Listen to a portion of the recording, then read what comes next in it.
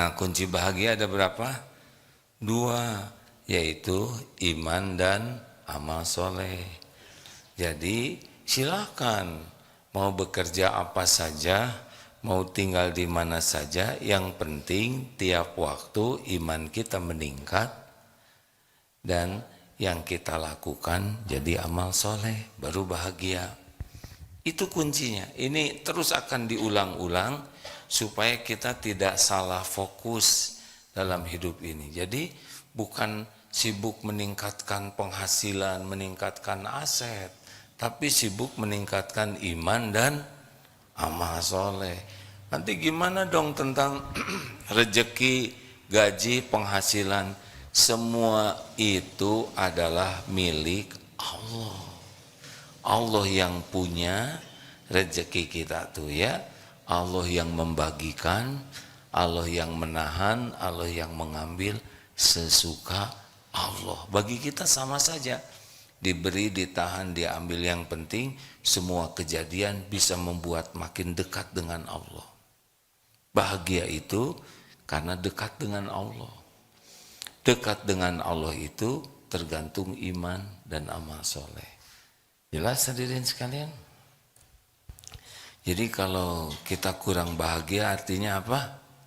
Bu, kalau ibu kurang bahagia artinya kurang apa? Kurang makan lagi, kurang iman, dan kurang amal soleh ya. Mudah-mudahan tidak bosan nih teman-teman, karena saya mengulang terus 3 ciri orang kurang iman. Udah tahu Bapak Ibu? Belum, kan baru masuk ya. 3 ciri kakek-kakek, nenek-nenek kurang iman. 1 adalah selalu cemas dengan yang belum terjadi. Jadi kalau sudah ingat nanti, besok, ya stres.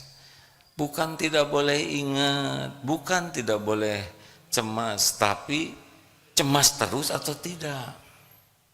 Pasti ada cemas, tapi segera menjadi tenang karena ingat ada Allah.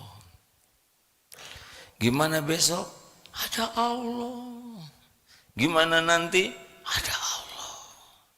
Ini susah nih bagi kita. Kalau Allah nolong, tidak ada yang susah.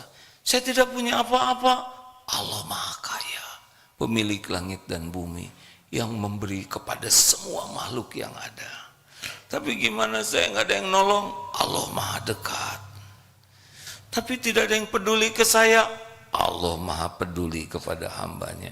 Selama ini aja kita diurus. Nah, jadi kalau udah kuat iman tuh pasti ke Allah terus. Ada Allah. Allah Maha Dekat. Allah Maha Melihat. Allah Maha Tahu segalanya. Allah Maha Kuasa atas segala sesuatu. Allah Maha Baik. Allah sudah janji akan menolong. Allah janji akan mencukupi. Allah tidak pernah lalai dari makhluknya. Allah Maha Perkasa. Waduh, udah enak sekali. Gimana dong kalau kejadiannya tidak cocok dengan keinginan kita? Tidak apa-apa. Penting yang terbaik menurut Allah untuk kita. Tapi gimana kalau misalkan kita kejadiannya yang pahit? Kalau kita sudah berlindung ke Allah, sudah berbaik sangka, pahit hanya casingnya saja, hatinya tidak akan dibuat pahit. Karena yang membuat tenang itu adalah Allah. Banyak di Palestina yang menghadapi kepahitan luar biasa ya. Tapi hatinya diturunkan sakinah oleh Allah. Jadi malah jadi tampak indah. Yang kedua apa? Sedih, sakit, kecewa dengan yang lalu, terbelenggu oleh yang lalu tuh. Jadi tidak bisa move on. Selalu ketarik oleh masa lalu. Kamu dulu kan pernah begini, terus saja. Dia pernah menipu saya, dia pernah menyakiti, saya pernah terluka. Yang lalu bagaimana kalau dengan iman? Yang lalu emang sudah takdirnya. Memang itu yang harus kita jalani. Tapi kok pahit sekali? Sangat besar kemungkinan karena dosa. Jadi bagaimana menghadapi yang lalu? Menghadapi yang lalu ridho dengan takdir yang ada, emang sudah begitu, dan tobat, minta ampun. kepahitan apapun diundang oleh keburukan kita.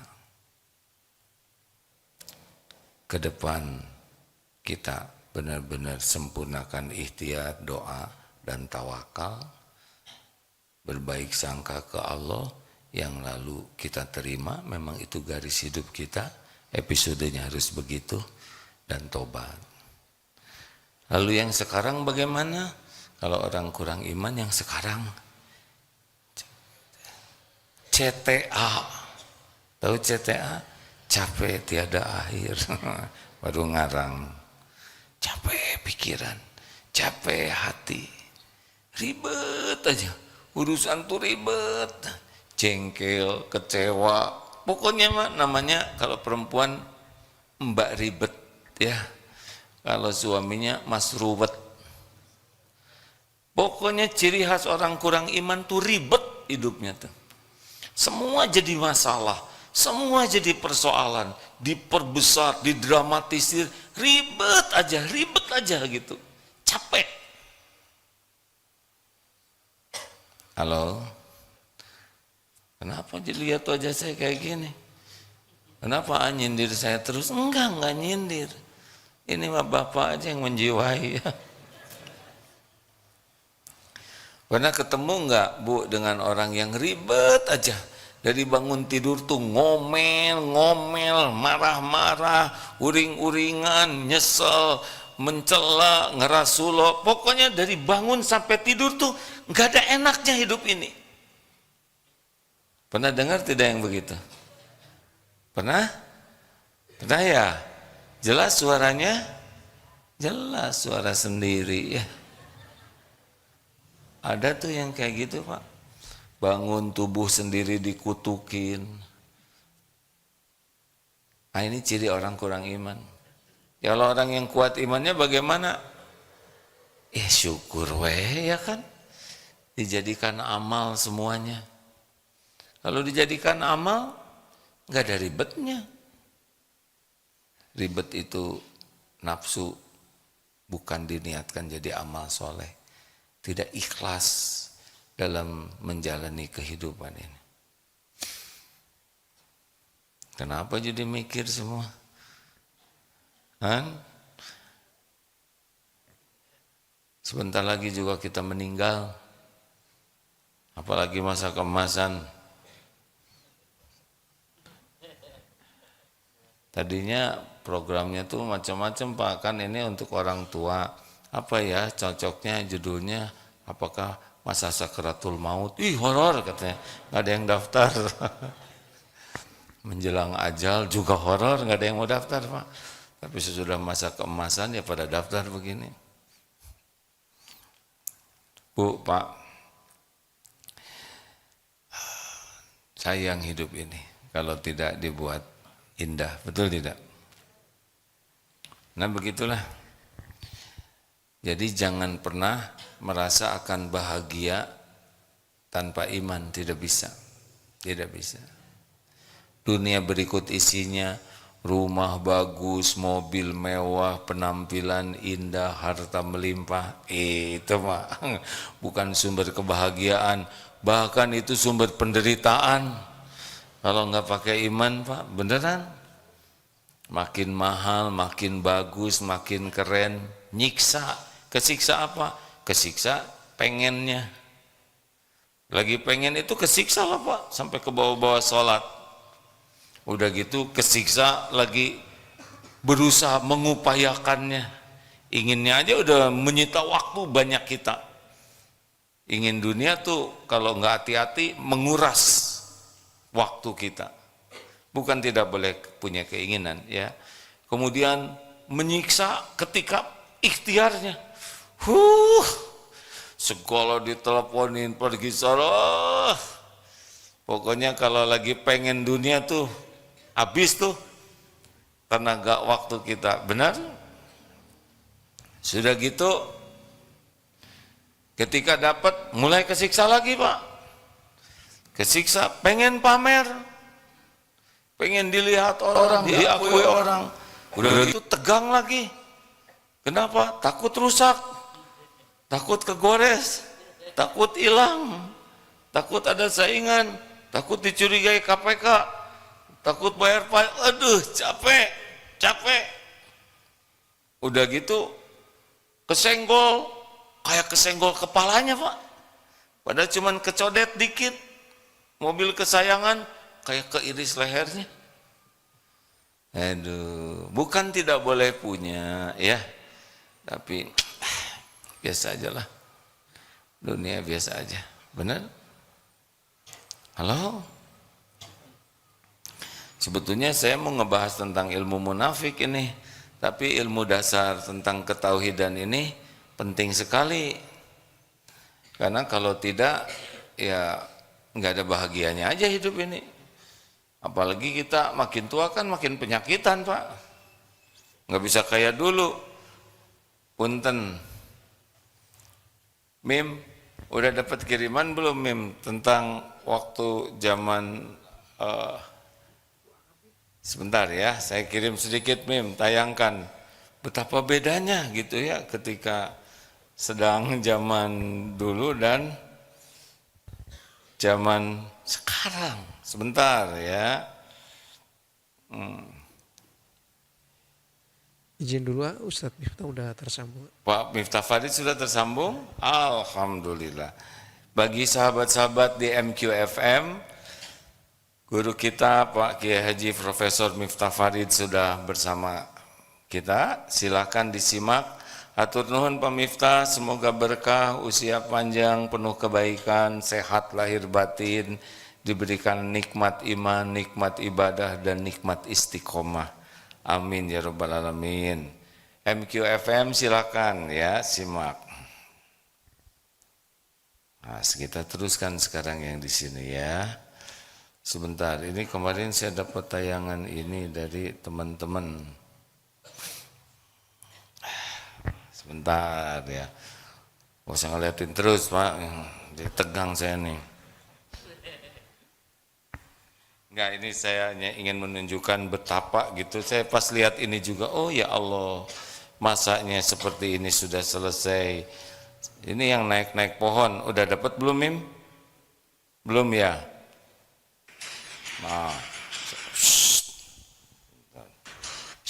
ya sebentar ya. Nih Mim, saya kirim ke Hamim ya. Ini zaman tahun 90 berapa gitu ya. Mungkin nggak ada yang ngebayangkan seperti ini. Nah, udah saya kirim Mim. Boleh nanti ditayangkan ya. Baik. Artinya makin lama kita tuh makin reyot, betul tidak Pak? Kita kan kalau sudah senior gini, kalau mau bangkit dari duduk tuh kan kayak mau take off tuh, nyorocot ya. Kalau zaman dulu mah ancelang, makin tua. Bayangkan Pak, kita makin tua, tubuh makin rentan. Kalau iman tidak makin kuat, makin menderita tuh Pak, makin tua tuh. Kenapa putus nih? Punten. Nah begitu. Jadi harus iman kita makin kuat. Setuju? Sudah siap Pak. Oh, langsung bisa Mim? Ya, kita simak nih. Tahun 96-an. Wih, kecil Mim. Kecil. Ini adalah zaman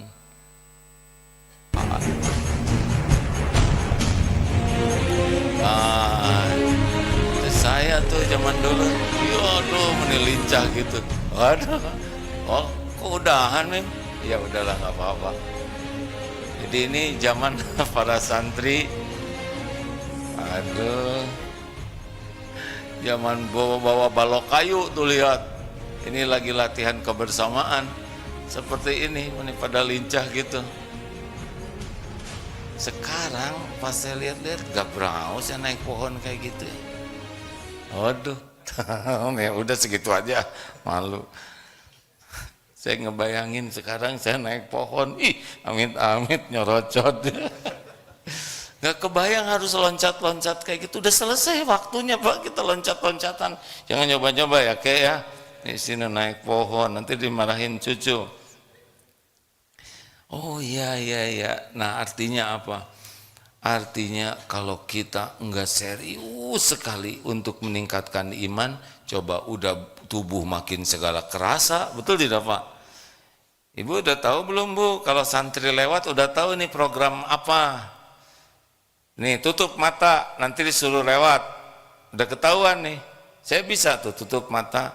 Ini lewat, nggak usah dilihat, nggak usah disentuh. Ini pasti PAUD, TK nih. Lewat lagi, SMA, SMP nih. Lewat lagi, ini pasti gurunya atau dosennya nih. Lewat lagi, ini masa kemasan. Nggak usah dilihat.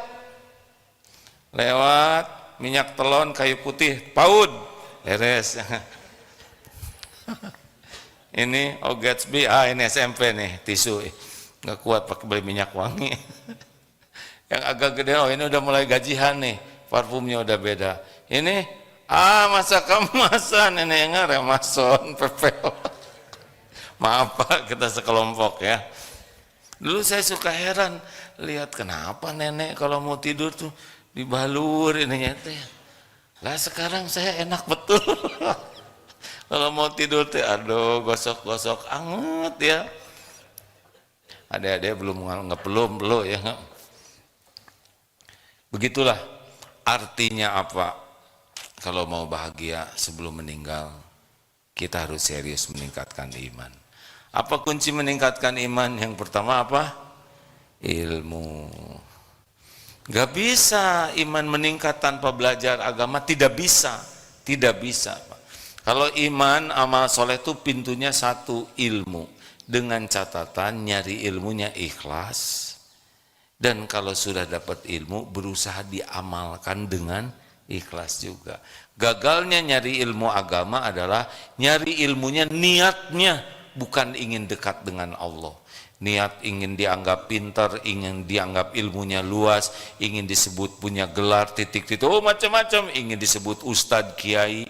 Kalau mencari ilmu agama dengan tujuan duniawi saja, bukan untuk takarub kepada Allah, mungkin ilmunya dapat, tapi iman tidak menguat.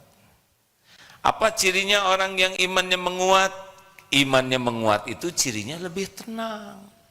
Tenang, ajeg, mantep hidupnya tuh Pak.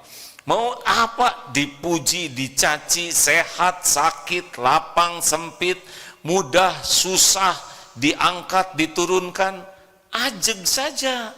Karena mengerti semua ini terjadi dengan izin Allah, semua ini adalah ujian yang harus dilalui dengan dekat dengan Allah. Jadi ajeg saja. Ini tenang, mantap, hayyin. Enggak gerasa-gerusu, enggak panikan, enggak mudah emosional, enggak. Mantap, ajak, tenang, menenangkan, teduh, meneduhkan, semangat, menyemangatkan. Nah, buahnya apa? Akhlaknya makin baik.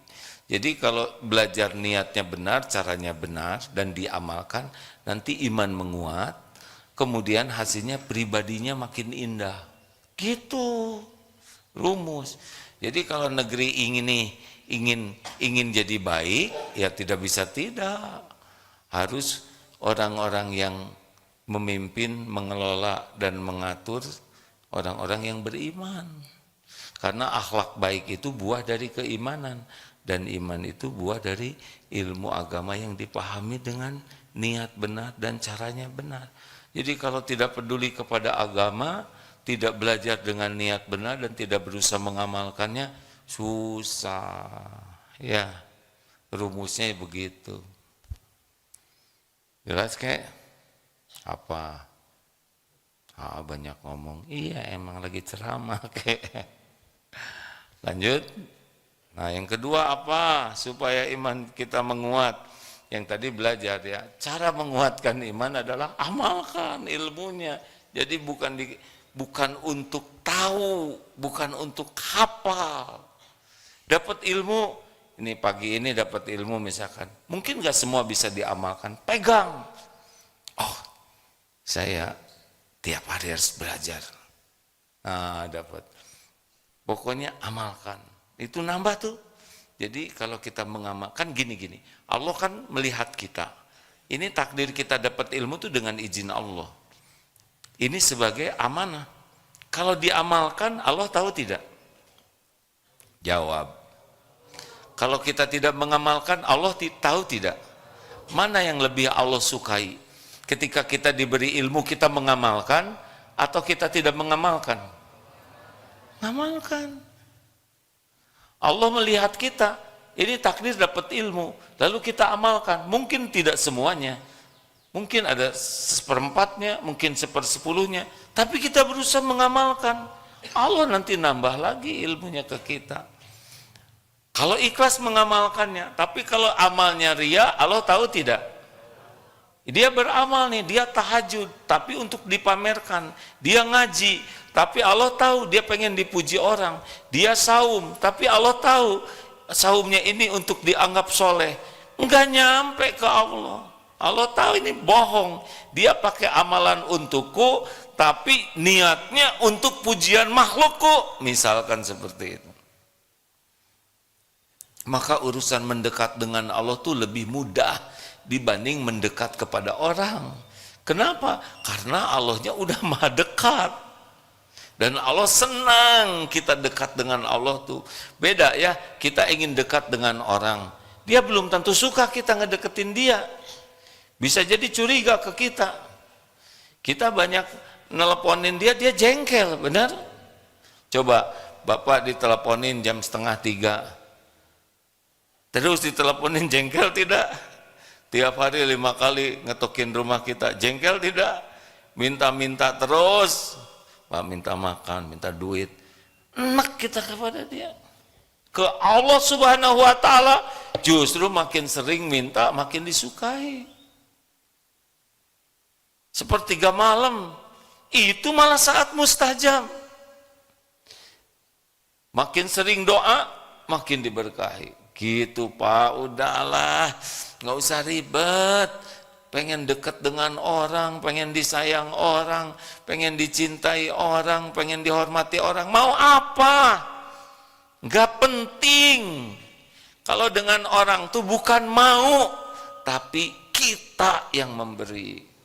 Jelas? Kayaknya enggak nih, pelan gini ngangguknya. Ini sedikit dirubah ya. Jadi kalau bergaul dengan orang itu, bukan kita ngarap-ngarap dari orang. Kita ngarap-ngarap bisa manfaat untuk orang. Bukan ingin diberi, ingin bisa memberi. Bukan ingin dihormati, ingin menghormati.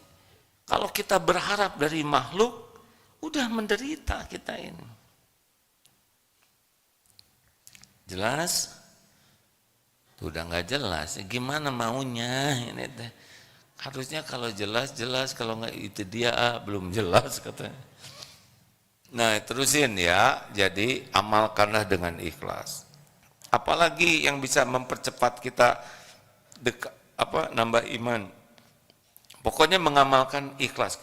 Gagalnya itu adalah kita niatnya pengen dinilai orang. Itu yang bikin gagal. Udah berhenti pengen dinilai orang.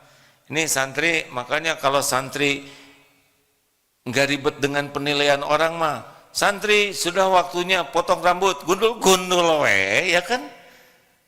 Waduh, kena nanti saya sayang. Nabi Ibrahim suruh motong leher anaknya, mau kita tahalul aja masa nggak mau, benar? Kenapa berat digundul? Jawab, takut kelihatan jelek ya kan? Padahal, oh jangan padahal udah jelek. Padahal hanya pengen penilaian orang, jebet saja. Kemarin pas tahalul di sana, gue udah gundul lah, sudahlah pusing-pusing, paling disebut gundul. Berarti bukan menghina, kan fakta ya. Makanya orang-orang yang ribet, pengen dinilai orang keren, kaya, cakep, hebat, capek tuh hidupnya Pak. Capek. Bu, Ibu udah senior sih, udah nggak terlalu capek dandan ya kan?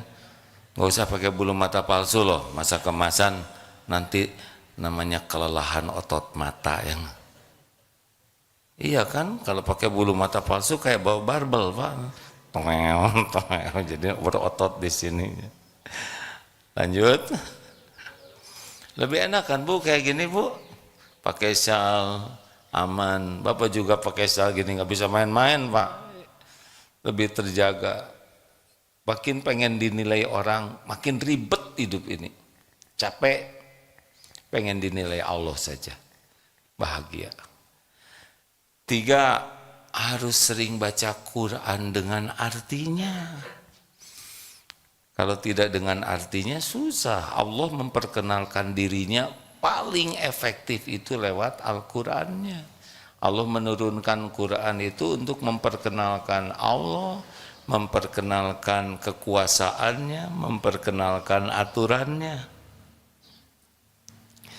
Makanya maaf orang yang jauh dari Al-Quran, jarang berinteraksi dengan Al-Quran, tidak baca Quran, tidak berusaha memahami artinya, ya sudah, siap-siap aja, madesu, masa depan surem, masening. Apa masening? Masa sekarang pening. Ngarang hadirin. Pokoknya kalau jauh dari Quran, jarang baca Quran, ya sudah, susahlah hidup bahagia. Karena Quran petunjuknya. Sekarang ada Google Map, benar? Setel, patuh saja, 20 meter, belok kanan, belok, 50 meter, belok kiri, belok, nurut saja, nyampe tuh, jauh lebih mudah. Sama Al-Quran, petunjuk Allah, sempurna ya. Kalau Google Map bisa salah dan cuman lahir saja, ini petunjuk sampai ke hati nurani terdalam. Ini contoh yang sederhana ya. Hati semua pengen tenang. Ibu ingin tenang? Mahal tenang itu Pak. Gak bisa dibeli. Pakai obat penenang, cuman kamuflase saja, tidak tenang asli. Apa kunci ketenangan batin? Gampang, tinggal lihat Quran. Ala bidzikrillah tatmainnul qulub. Camkan, hatimu akan tentram dengan mengingat Allah. Toel gitu Pak. Sederhana obat penenang itu zikrullah. Siapa orang yang paling mulia? Orang kaya? Bukan. Inna akramakum indallahi atqakum. Oh, yang paling sukses di sisi Allah itu yang paling takwa. Apa saja ciri orang takwa? Orang takwa itu orang paling bahagia, orang yang mulia, orang yang ditolong Allah, orang yang disayang Allah. Orang takwa tuh urusan-urusannya dimudahkan oleh Allah. Masih ingat?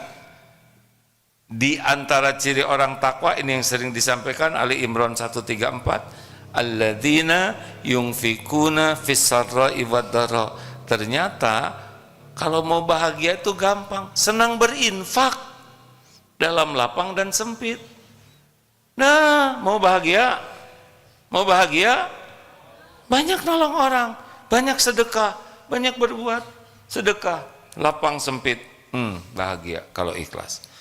2, ini orang ini takwa atau tidak nih kita ini? Lihat, wal kadhiminal ghaidh, menahan amarah.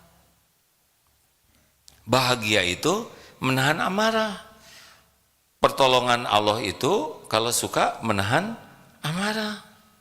Jadi yang mudah jengkel, mudah marah-marah, mudah uring-uringan, mudah ribet, udah nggak ada bahagianya hidup itu. Kayak nggak boleh marah-marah. Siapa yang marah-marah? Tuh udah marah lagi kakek. Bu, nggak boleh marah-marah ya. Jangan nanti kata cucu disangka nenek sihir. Nggak boleh marah-marah. Ada jengkel normal, sakit hati normal, kecewa normal. Tapi terus-terus mudah marah dan marah-marah terus, kita nggak disukai Allah. Tidak bahagia, dicabut ketenangannya, dicabut kebahagiaannya, dicabut kemuliaan kita. Nggak ada apa-apanya, kita tuh jadi apa-apaan ya. Tuh, ini Quran ngasih tahu mau bahagia itu menahan marah. Wal afina 'anin nas, maafkan orang-orang. Enggak boleh nyimpan dendam, jangan nyimpan rasa tidak suka kepada saudara-saudara kita. Maafkan sebelum orang minta maaf. Tuh Quran ngasih tahu cara hidup bahagia. Ini satu ayat, no. Wallahu yuhibbul muhsinin, dan Allah mencintai orang yang berbuat kebaikan. Mikir baik, berkata baik, berbuat baik, berprasangka baik. Enak hidup seperti itu. Satu ayat. Coba kalau Bapak Ibu baca Quran lebih banyak dengan artinya. Anteng. Apalagi yang bisa membuat kuat iman? Zikrullah. Fadkuruni adzkurkum. Makin sering menyebut nama Allah, Allah semakin mengingat kita spesial. Di antaranya kuat iman. Udah gak usah kebanyakan nyebut nama orang, mending nyebut nama Allah saja. Tuh. Yang penggemar sepak bola mau nyebut Ronaldo, Messi, dan mereka gak ada yang ingat sama kita, betul. Ingat sama presiden juga gak ingat sama kita. Ingat sama artis, apalagi ya kan. Kalau ingat sama Allah, fadkuruni adzkurkum, maka ingatlah padaku, aku ingat padamu. Udah gak usah segala diobrolin, zikir aja. Ini ada teman saya suka sekali bersepeda, udah pensiun Pak. Apa yang paling nikmat dalam bersepeda? Bersepedanya tuh jauh, sehari bisa 160 kilo, 60-70. Kerjanya itu karena udah pensiun, dari satu masjid ke masjid dengan bersepeda.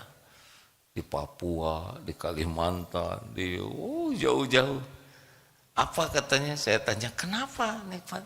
Karena yang paling nikmat selama bersepeda ini adalah berzikir. Pakai masker, ditutupin, zikir. Subhanallah, walhamdulillah, wala ilaha illallah. Tidak terasa. Sambil menjelajah, sambil melihat daerah-daerah ciptaan Allah, sambil ke masjid, begitu. Tidak harus semua saudara bersepeda sepanjang itu ya, karena beliau sudah habis kerjanya, lalu punya kesenangan mengunjungi tempat, ya sambil berzikir. Ternyata bersepeda sambil berzikir itu enak. Ini cerita saja bahwa zikir itu dimanapun dalam niat cara yang baik, insya Allah menguatkan iman. Tidak harus ya, saudara bersepeda kemana-mana, wah gara-gara begini, enggak, yang harus itu zikir aja. Setuju? Tambah lagi mau bergaul dengan orang-orang yang soleh, itu meningkatkan iman. Jangan salah milih teman. Dan kita tidak harus banyak teman dekat. Banyak teman dekat, kalau tidak hati-hati, buang waktunya banyak. Tidak harus ini kenal dekat, nanti ketemu ngobrol ngaler ngidul, rugi. Waktu kita terbatas. Cari teman dekat, orang-orang yang imannya kuat, yang akhlaknya lebih bagus, yang ilmunya lebih banyak, yang kalau ketemu dengan beliau, jadi ingat ke Allah kitanya. Kalau ngobrol, nambah ilmu kita. Lihat perilakunya, jadi ingat akhirat. Itu penting. Insya Allah kita bisa ke bawah harum.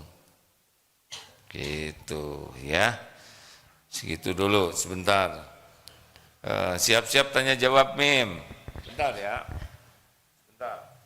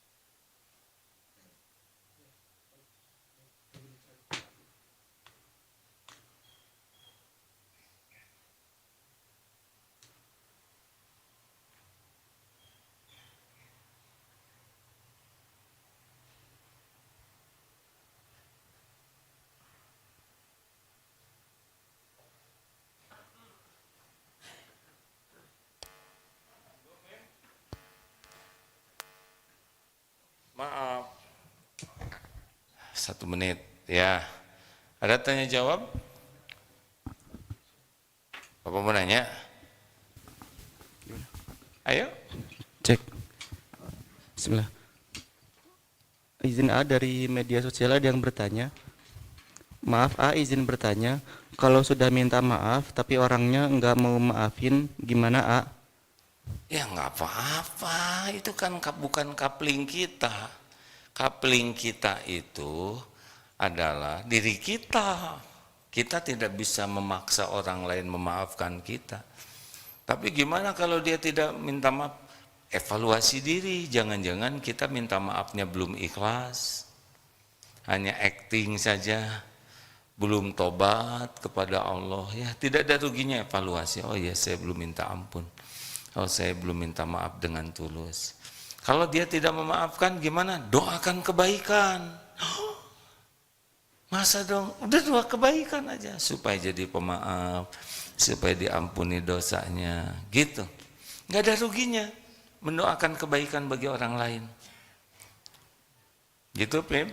Di masjid ada yang akan bertanya, silakan Pak. Ibu, Bapak, tuh, ini santri, sabar itu dulu ya, tamu. Maju Pak, boleh Pak? Ibu mau nanya juga. Harus maju Pak, karena mikrofonnya di sini. Supaya bisa terdengar di media. Assalamualaikum warahmatullahi wabarakatuh. Waalaikumsalam.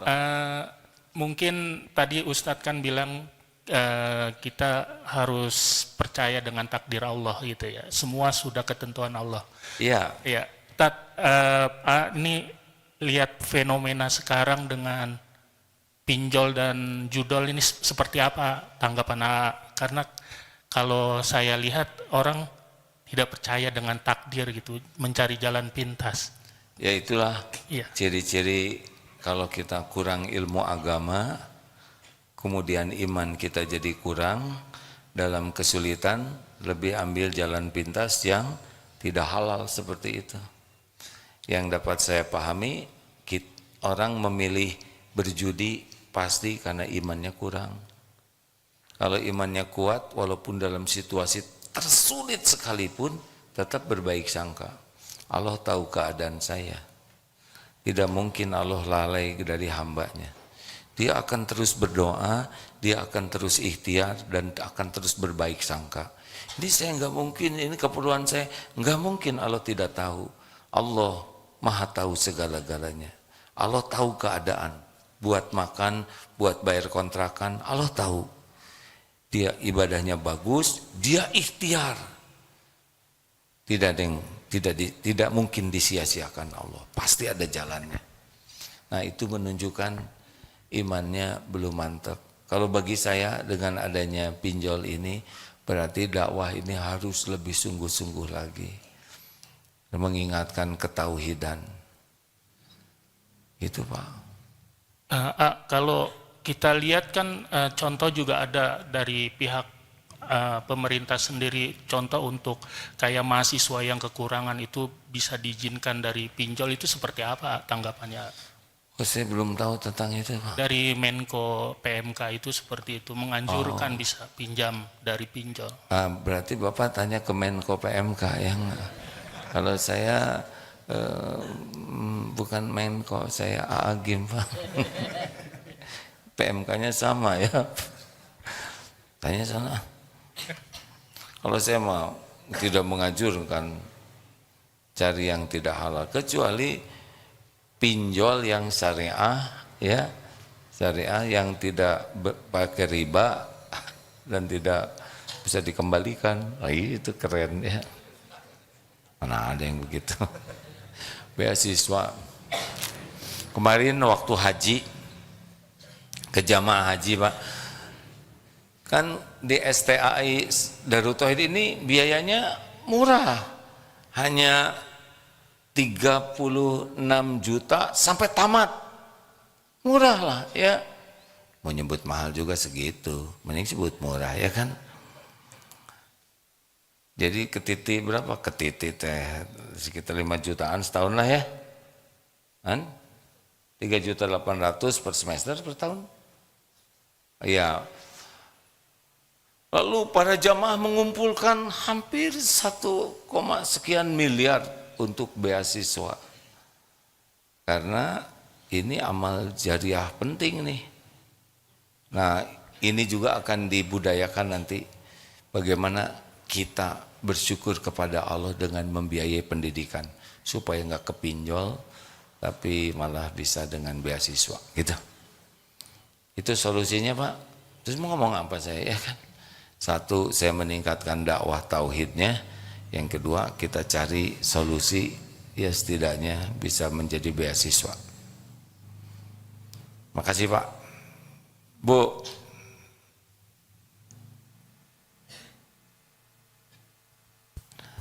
Tinggal 2 menit kita nih. Assalamualaikum warahmatullahi wabarakatuh. Waalaikumsalam warahmatullahi wabarakatuh. Saya salah satu santri PMK dari Bengkulu. Ini tadi AA bilang jangan marah-marah gitu ya. Nah, dalam kehidupan sehari-hari, terutama di rumah kita. Bukan di rumah kita, di rumah ibu. Iya, di rumah saya. Maaf. Ya, nanti fitnah Di ya. rumah saya. Kadang kita menyuruh anak atau cucu kita untuk segera Bukan sholat. cucu kita, cucu ibu saya. ya. Tolong ya Bu ya, bukan anak kita, bukan anak Ya. ibu, anak ibu. Ya, anak saya dan cucu saya. Ini penting sekali. Untuk ya. sholat, segera melaksanakan sholat. Nah, kadang kalau kita suruh, ayo sholat bentar, ayo sholat sebentar gitu kan. Nah, itu berulang-ulang terjadi seperti itu. Kalau kita diamkan, ya tetap aja sebentar-sebentar terus. Nah, apakah boleh kita marah? Mohon penjelasannya, terima Saya kasih. emang nggak mau Assalamualaikum marah-marah, Bu. warahmatullahi wabarakatuh. Saya emang nggak mau marah-marah. Nanti kata anak tuh kalau sholat tuh jadi pemarah katanya gitu. Jadi gimana solusinya, A? Ya diajak ngobrol, bicara baik-baik, dibantu. Apa yang bikin males, apa yang bisa ibu lakukan supaya bisa ibadahnya bagus. Dan yang penting kalau anak susah sholat, orang tuanya taubat. Karena sangat boleh jadi ini karena dosa kita, kelalaian kita, ngedidik selama ini. Tapi saya sudah mendidik, tuh dari wajahnya. Saya sudah suruh sabar, sabar. Tuh kan. Jangan-jangan kita cuma nyuruh sholat tapi nggak memberikan bukti bagaimana indahnya akhlak orang yang sholat. Bu, jangan-jangan anak melihat, ibu juga sholat, pemarah, ngomel-ngomel terus, nggak ada efeknya. Mendingan teman saya jarang sholat, suka traktir saya. Gimana kalau gitu kan? Bu, Ya. gimana? Jadi ibu yang harus tobat ya. Aneh sih Agim nih anak yang nggak sholat saya yang tobat ya udah. Ayah-ayah wae. Memang begitu Bu. Setiap kepahitan itu diundang oleh dosa. Mudah-mudahan ada hikmah dan manfaatnya. Sudah habis waktunya. Kawan-kawan yang di Bandung, AA hari ini jadwal di TSM jam 10. Sebelumnya ada juga Ustadz. Lalu asar di Darut Tauhid ini dan isya di Darut Tauhid ini insya Allah. Subhanakallahumma bihamdik asyhadu alla ilaha illa anta astaghfiruka wa atubu ilaik. Assalamualaikum warahmatullahi wabarakatuh.